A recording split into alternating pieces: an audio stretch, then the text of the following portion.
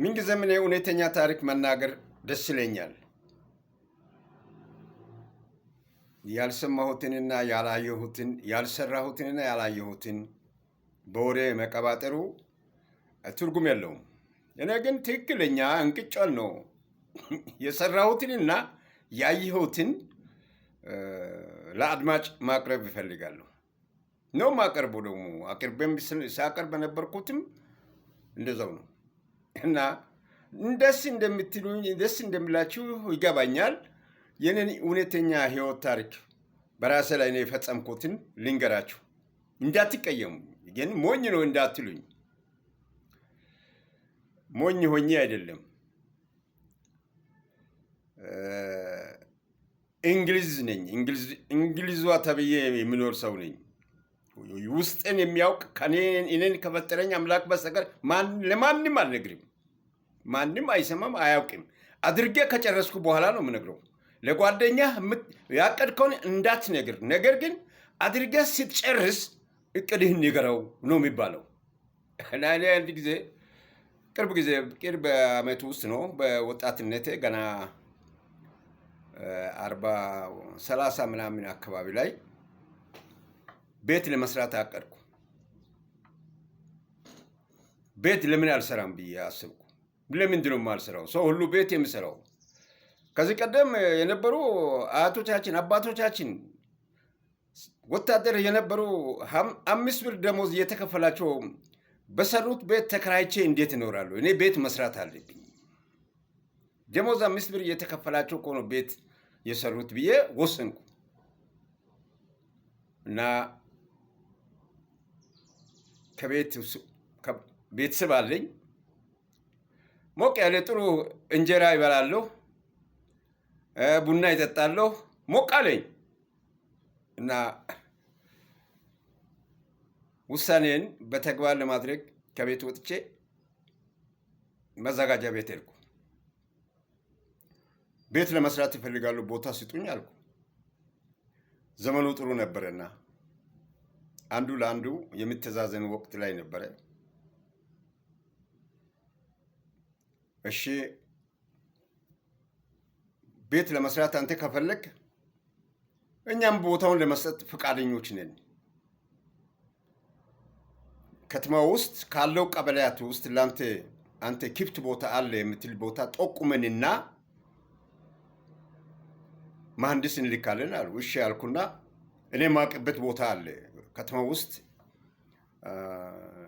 በቀበሌ ስር ሆኖ ቀበሌውም እንደውም እንደ ቤት አድርጎ የሚወስደው እንጂ ከዛ የሚጠቀሙም ነገር የለም እና መሬቱ ክፍት ነው። ተነሳውና አሁን ይህን ሳደርግ ምንም 5 ሳንቲም የቤት ውስጥ ጤፍ ተገዝቶ በቃ ለወር ቀለብ የተቀመጠ ነው እንጂ ተቀማጭ ገንዘብ የለም። ለባለቤትም አላማከርኩም። በኋላ ሄዶ መሐንዲስ ቦታውን አየና አዎ ክፍት ነው፣ ካርታ ላይ ክፍት ነው የሚያሳዩ ብሎ አረጋግጠ መዘጋጃ ቤት ሹሙ። እኔም በአጋጣሚ ቦታውን ስለማወቅ የኖርኩበት አካባቢ ቦታ ከተማ ስለሆነ 300 ካሬ ሜትር ፈቀዱልኝ። ፕላኑ በአስቸኳይ አሰራና ውሰድ 120 ብር ክፈል አሉኝ። ቀለበት የጋብቻ ቀለበት በጣቴ ላይ የነበረችውን ወዲያውኑ ከተማ ውስጥ ወርቅ ቤት ወሰድኩና በ200 ብር ሽጬ 120 ብር ለማዘጋጃ ቤት ከፈልኩና ወደ ቤት ተመለስኩ። ብዙ ታሪክ ነው እዛ ላይ። ቀለበቱን ሽጦ በላ ጠጣ ብሎ ሲያስወሩም እሺ ጥሩ ብዬ አለፍኩ። በቀጣዩ ጊዜ ማዘጋጃ ቤት ቦታውን ለክቶ ሁሉን ጨርሶ ፕላኑን በእጄ ካስገባሁ በኋላ አሁን ገንዘብ ከየት ይምጣ? ሌላ ዘዴ ተፈጠረ። አሁን ሌላ ዘዴ ፈጠርኩ። ለምን አልበደርም? እኔ ባንክ ያለው እኮ ለእኛ ለማበደር አይደለም እንዴ? ትንሽ ፈጠን ያለ የውስጥ መስመር የውስጥ እውቀት አለኝ። ከባንክም ጋር ሪሌሽን ጥሩ የስራ ግንኙነት አለኝ።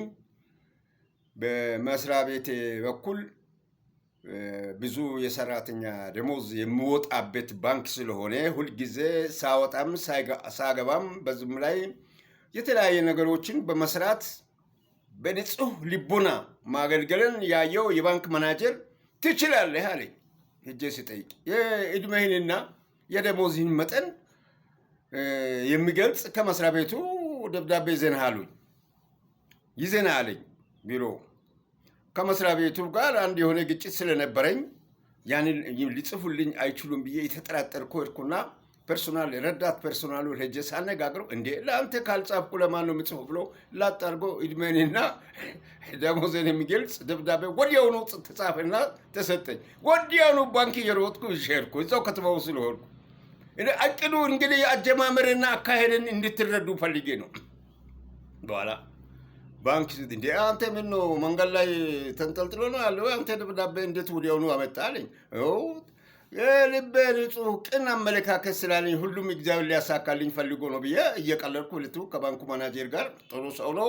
እንደ ዛሬው ጠማማ የተፈጠረበት ዘመን አይደለም።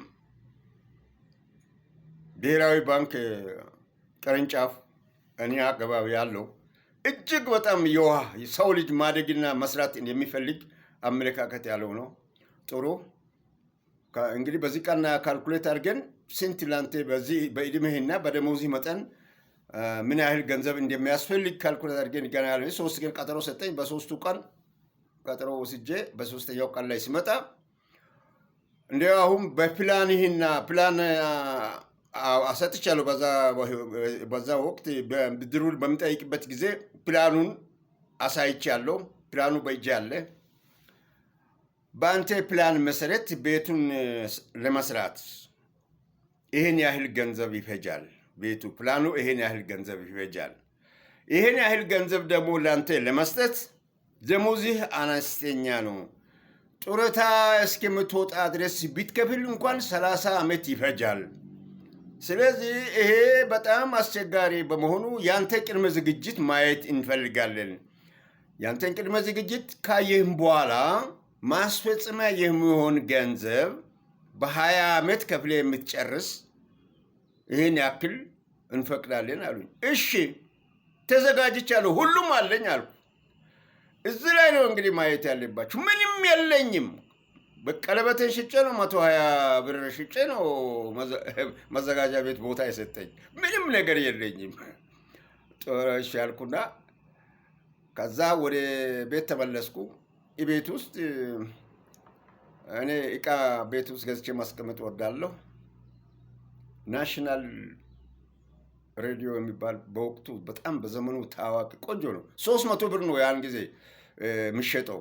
ያን ጊዜ 300 ብር 300 ብር የገዛሁትን ጎትቼ አወጣሁና ለአንዱ ሸጥኩ። ተጣላችኝ ባለቤቴ። ንብረቱን ከቤት አውጥቶ እየሸጠ እየጠጣ እየበላ ነው ብላ ከቤት ኮበለለች። ሂጂ አልኩ።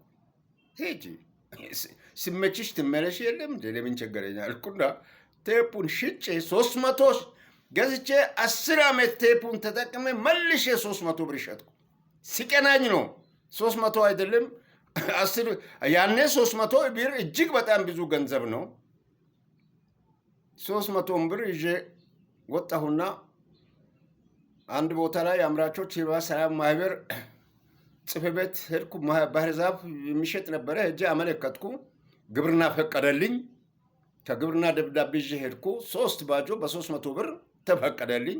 300 ብር ከፍዬ 3 ባጆውን እንጨት ለማስመጣት መኪና ኪራይ የሚከፍለው የለኝም። ከተማው ውስጥ አንድ ታዋቂ እግዚአብሔር ከሰው ጋር ጥሩ መልካም ግንኙነት እንድትፈጥር አስቀድሞ ጸጋ ከሰጠህ ሁሉም ይቀርብሃል።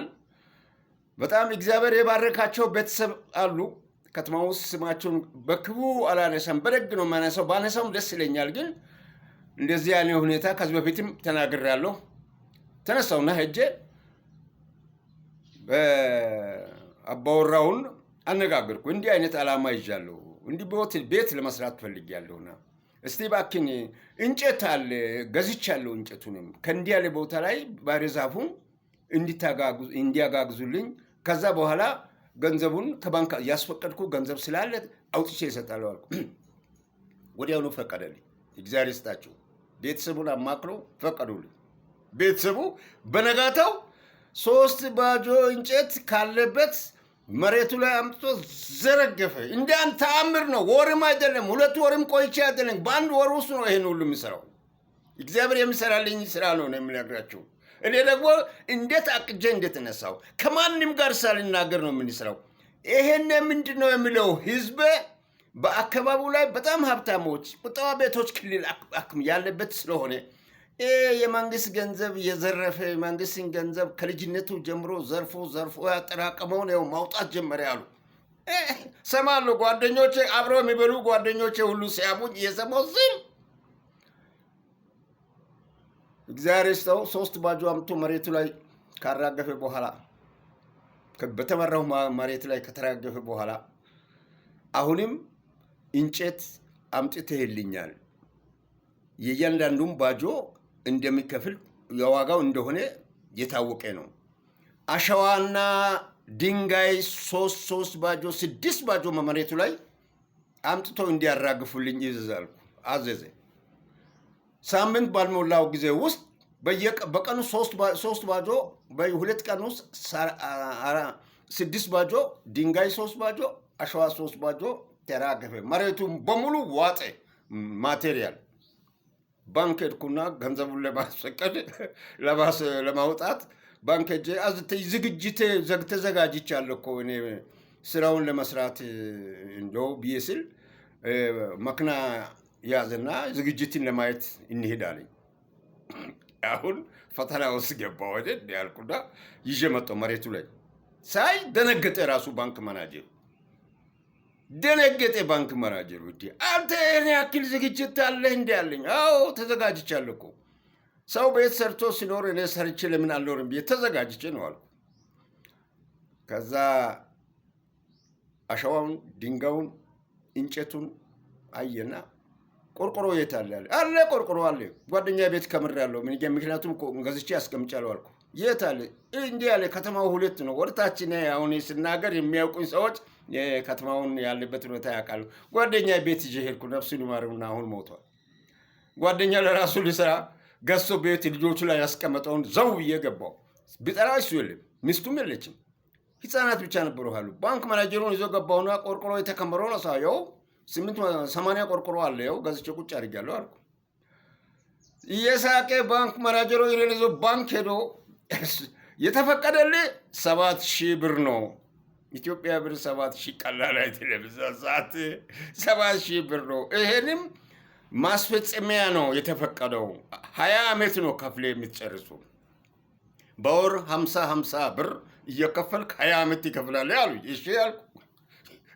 አሁን 2500 ብር የመጀመሪያ ፌዝ፣ ሁለተኛ ፌዝም 2500፣ ሶስተኛ ፌዝ ላይ 2000 ትወስዳለህ ያሉ። እሺ አሁን 2500 ይሰጠኛል። እኔ የቸኮልኩት ለስራው አይደለም፣ በታማኝነት ለኔ በፈቃደኝነት 6 ባጆ አሸዋ ያመጡት ነዳጅ የሰራተኛ ጉልበት የሚጭኑበት ሁሉን እኔን ተማምኖ ነው ፈቅዶ በዱቤ የሰራሁት።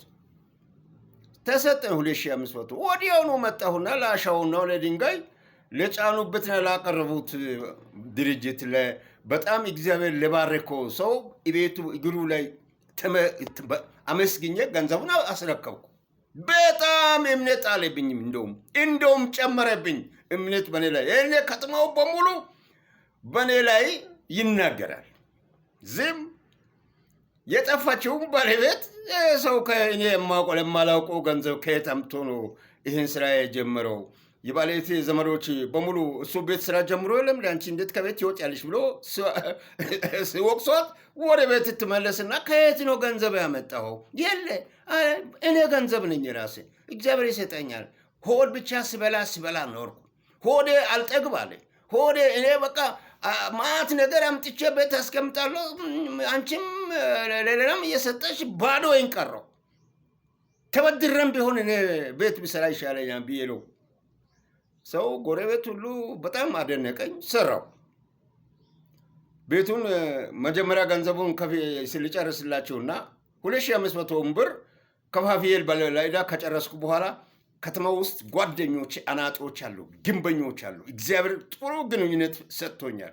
ጠየኳቸው፣ እባካችሁ መሬት ላይ አምጥቼ አሸዋ ድንጋይ ሁሉን አዘጋጅቻለሁ፣ ቤት ባንክ ደግሞ ገንዘብ ፈቅዶልኛልና ለእናንተ ገንዘቡን ከባንክ አውጥቼ ነው የሚከፍለው። በእጄ ምንም ነገር የለኝም፣ ሻይ መጠጫ የለኝም። ግን እናንተ ስራ ጀምሩ፣ ቀይሱ፣ ቤቱን ማቆም ጀምሩ። ልክ እንደ ሌባ ስራ መስራት ጀመርኩ። አናጦች በሙሉ አናጢው ግንበኛው በሙያው ተሰባስቦ መጡና 300 ካሬ ሜትር ላይ 80 ቆርቆሮ ዲዛይን በ80 ቆርቆሮ የሚሰራ ፕላን አነጠፉ፣ አዋቀሩ፣ ግድግዳ አቆሙ። ማንኛውም ነገር ቤት ስራ መስራት የሚያስፈልገውን ዝግጅት በቀረበው ማቴሪያል ላይ ሰሩ። ምስማር አለ።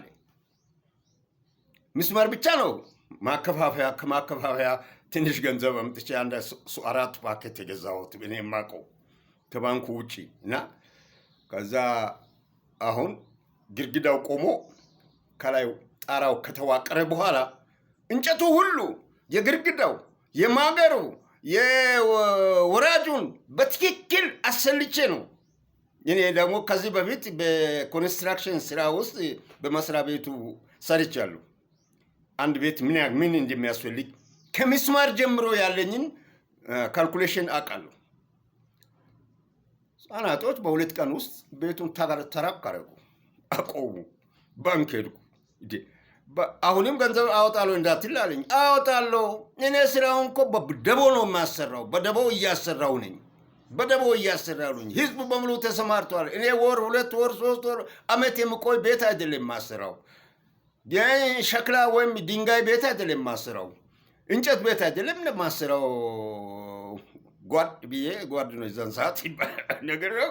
እሱም ሳቅና አሁንም 2500 ብር ለቀቀልኝ። መጣሁ ለአናጢዎች፣ ለግንበኞች ለሚሰሩት ውሃ ተገዝቶ ነው፣ አፈር ከውጭ ተገዝቶ ነው። ለጭቃ ማብኪያ ጭቃ አብክም በቦታው እያቦካ ነው። ለመቃብር የሚያምር ነገር ቢሆን ኖሮ እንደዛ አይሆንልኝም። አውቃለሁ። መጨረሻው የት ጋር እንደደረሰ በኋላ እነግራችኋለሁ። ወዲያውኑ የኔ ወንድም የኔ ጓደኞቼ ሰራው። ቤቱ ቆርቆሮ የለም። ቆርቆሮ ጓደኛ ነው። እኔ ባንኩን ወስጄ ያሳየሁት። አሁን ሁሉ ጣራ ላይ ከወጣ በኋላ ጣራው ከተሰራ በኋላ ቆርቆሮ ለመሸፈን ቆርቆሮ ደግሞ የለም። ቆርቆሮ ለመግዛት ቆርቆሮ ደግሞ በጣም ርካሽ ነው። 10 ብር ነው አንዱ ቆርቆሮ፣ 11 ብር ነው አንዱ ቆርቆሮ። 80 ቆርቆሮ 88 ብር ነው። 88 ብር 880 ብር ነው። 880 ብር በጣም ውድ ነበረና ለኔ እኔ ባለቤቴ ዕቁብ ገብታ ነበረ የምትኖረው። ያን ዕቁብ ገዝተሽን ቢሆን በእናትሽ ስጭኝ፣ የለኝም አሁን ምንም ገንዘብ ከባንክ መበደርን አታውቅም። ሄደች ገዛች። 880 ብር ተሰጠችኝ። ቆርቆሮውን ገዛሁ ከማከፋፈያ ለቀኳ በሰማይ ላይ ወንድሜ ሞት። ከዛ በኋላ ስሜ ተነሳ፣ ገነነ። ጠላትም ተነሳ፣ ወዳጅም አመሰገነ፣ ገነነ። ጠላትም ተነሳ፣ ወዳጅም አመሰገነኝ። አሁን ቤቱን ጭቃ ስለነበረ ሲሚንቶ በጣም ውድ ነው። ያን ጊዜ ሲሚንቶ ፍለጋ ስሯሯጥ ምን ሳረግ ሲያቅተኝ አሸዋውን ድንጋዩን ውስጥ አነጠፍኩና አሸዋውን አስገባሁና ቤቱ ሊስን ልጥፍ የጨረስኩና ቤቱ ውስጥ ገባሁ። ባለቤቴን እዛ ቤቱ ትቼ እኔ ስራ እንቀጠልኩ። ወደ ስራ ገብቼ እየሰራሁ መጨረሻ ላይ የሆነ ነገር እንግዲህ ከዛ በላይ ማለፍን ከዛ በኋላ ያለው ታሪክ ብዙ ነገር ስላለ እዛ ውስጥ አልገባም። አሁንም የመጨረሻ ውጤቱ ሰርቼ አልኖርኩበትም። አንድ 2 ዓመት 120 ብር ተከራይቷል። 5 ክፍል ቤት ነው። መጨረሻ በፖለቲካ ከስራ ሲሰናበት ፖለቲካ መመሪያ ያለ አንዳች እንከን ያለ አንዳች ምክንያት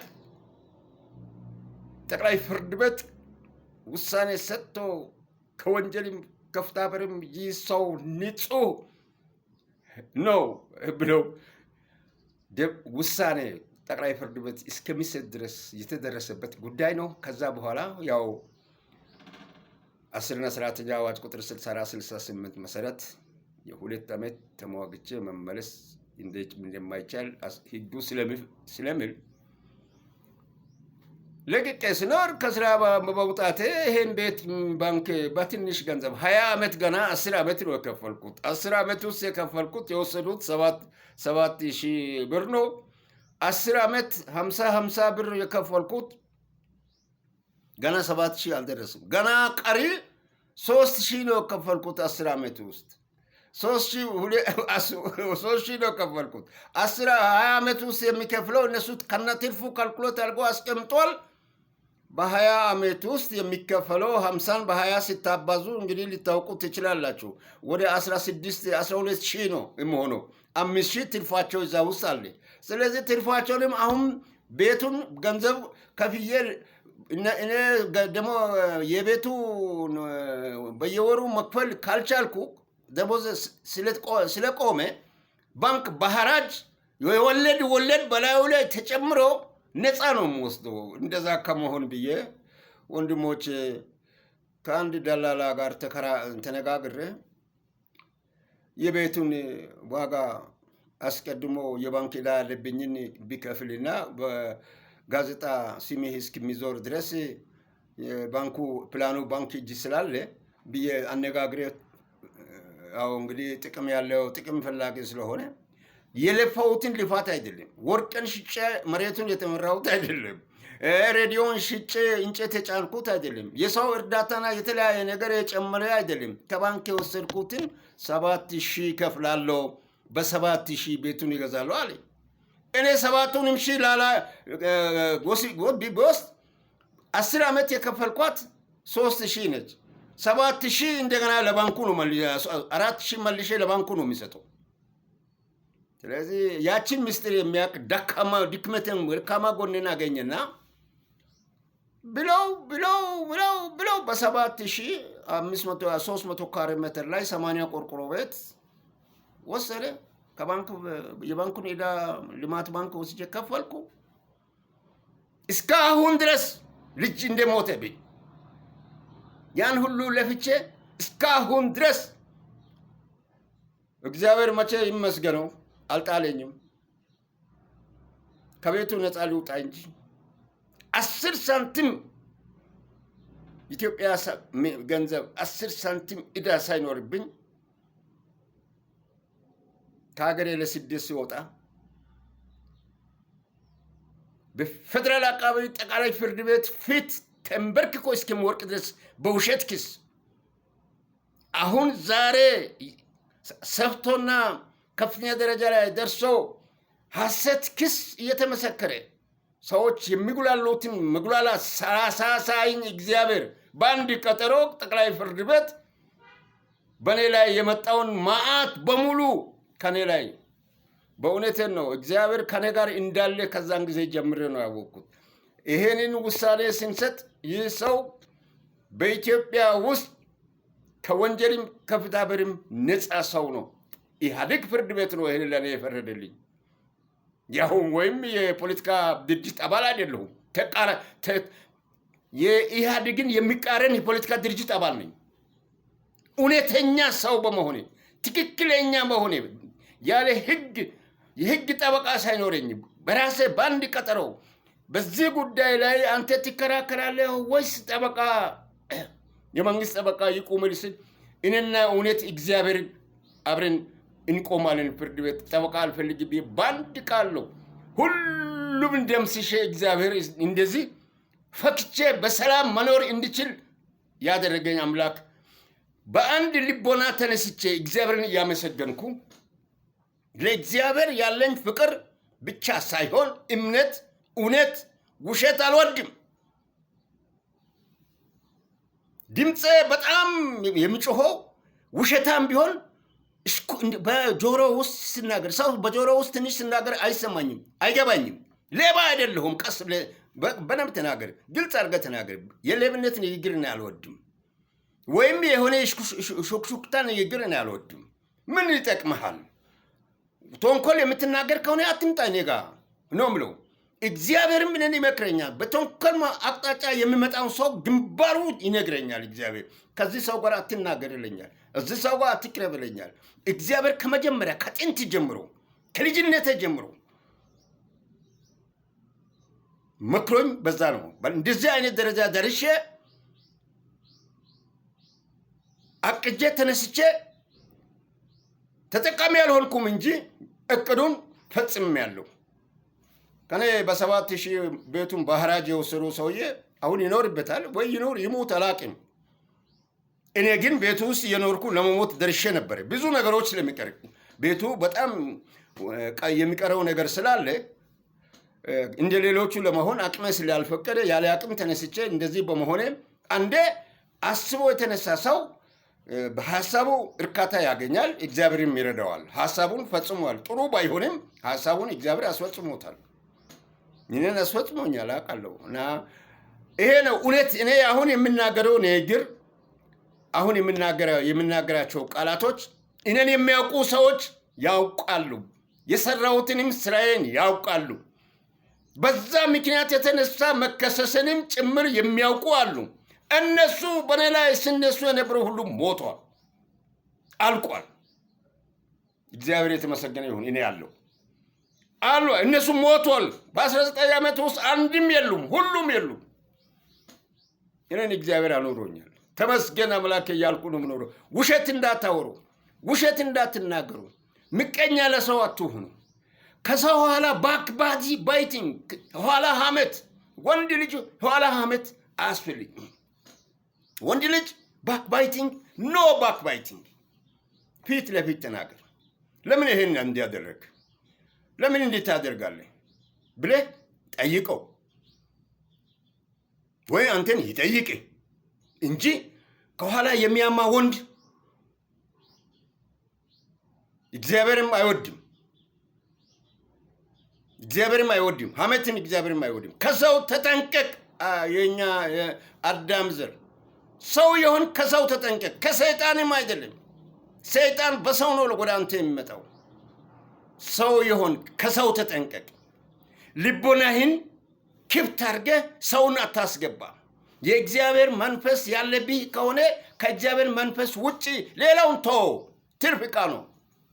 ሌላውን ተው፣ ትርፍ ዕቃ ነው።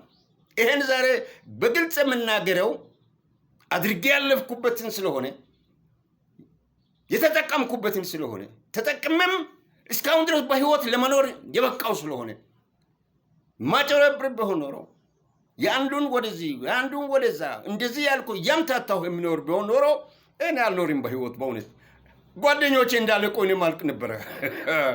ጓደኞቹ ሁሉም ሄደዋል፣ ተሸኝተዋል። በጣም የምወደው ጓደኛዬም ሄደዋል።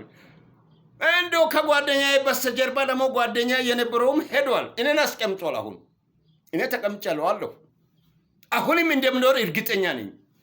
በጣም ነው። አሁንም የሚደርስብኝን ፈተና ተቋቁሜ እወጣዋለሁ። እችን ዛሬ ነው የምተነፍሰው። ደግሞ ለእናንተ ለምትሰሙኝ ራሳችሁ እንድትጠነቀቁ ከኔ ትምህርት እንድትወስዱ ፈልጌ ነው የምናገረው እንጂ ተጠቃሚ ሊሆን ፈልጌ አይደለም። ይጠቅመኛል ብዬ አይደለም። ለልጄም አልተናገርኩም። እኔ አንድ ልጅ አለችኝ፣ ለእሷም አልተናገርኩም። ጨካኝ ነኝ እኔ ለህይወቴ፣ ለራሴ ምስጢረኛ ነኝ። ከእግዚአብሔርና ከኔ በስተቀር ማንም ሆዴን ውስጥን ገብቶ የሚያውቅ የለም። ስጋዬን ቆዳዬን አይቶ ሊል ይችላል። ቆዳዬንና ስራዬን አይቶ ጠቅላይ ፍርድ ቤት ከሱ አቅርቦ የለም ጓደኞች መስክሮ እኔ ያሳደኩት እኔ ጋብቻ እንዲፈጽም ያደረኩ ሰው ለምስክርነት ፍርድ ቤት ቀርበው ውድቅ አድርጎት የለም። ለእሱንም እግዚአብሔር ውድቅ አደረገው። በአንድ ቀጠሮ ሜዳ ላይ ዘረረው። ተመስገን የኔ ጌታ። አሁን እየሳቅኩ ነው የማወራው።